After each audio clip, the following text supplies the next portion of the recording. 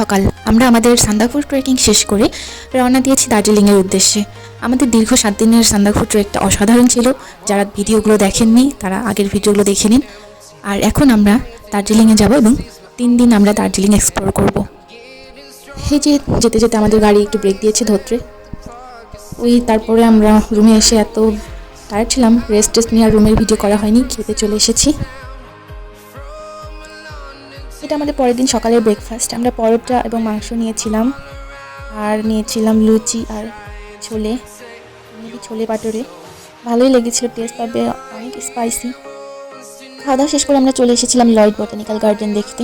গার্ডেনটা এত বড় ছিল যে আমরা দেখতে অনেকক্ষণ ধরে আমরা দেখছি।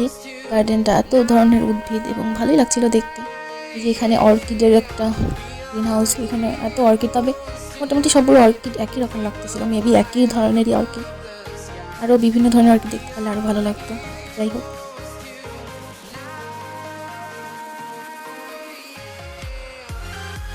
অর্কিড দেখে আমরা এখানে নিচে নেমে আসলাম। এখানে একটা ছোট্ট পুকুর আর অনেক সুন্দর রঙিন মাছ, দেখতে ভালোই লাগছিল। আর অনেক সুন্দর, অনেক বড় বড় গাছ। আমরা এইসব গাছপালা দেখতেছিলাম আর হেঁটে হেঁটে ঘুরে বেড়াচ্ছিলাম। আর এখানে এত ঠান্ডা, একটু এখানে রোদ ছিল, রোদের মধ্যে হেঁটে হেঁটে বেড়াতে ভালোই লাগছিল। সব কিছু দেখে দেখে আমরা বেড়াচ্ছিলাম। যে এখানে আরও কিছু গ্রিন হাউস আছে, এইসব গ্রিন হাউসে বিভিন্ন ধরনের উদ্ভিদ আছে, ওগুলো সব দেখলাম। দেখে আবার হেঁটে হেঁটে আরেক জায়গায় যাচ্ছি, যে দূরে পাহাড় দেখা যাচ্ছে। দার্জিলিংয়ের পাহাড়গুলো দেখতে ভালোই লাগে, আর পাহাড়ের ভর্তি বাড়িঘরগুলো, পাহাড় দেখতে সুন্দরই লাগে।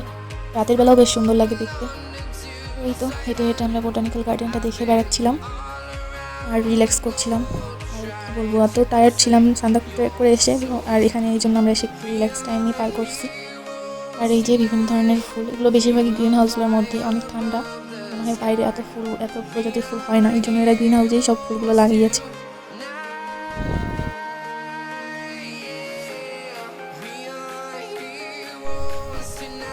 এই গ্রিন হাউসটার ভিতরে ছিল বিভিন্ন ধরনের সাকুলেন্ট উদ্ভিদগুলা।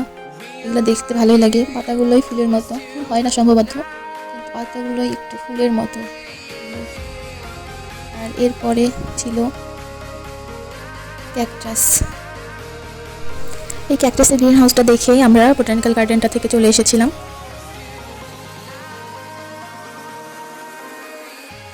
এরপরে দুপুরে খাওয়া দাওয়া করে একটু রেস্ট নিয়ে আমরা বিকেলে সামান্য হাঁটতে বের হয়েছিলাম। এমনি রাস্তাটা দিয়ে একটু হেঁটে হেঁটে বেরিয়েছি, তেমন কোনো দর্শনীয় স্থানে যাইনি, জাস্ট এই তো রাস্তাটা দিয়ে হেঁটে বেরোচ্ছিলাম।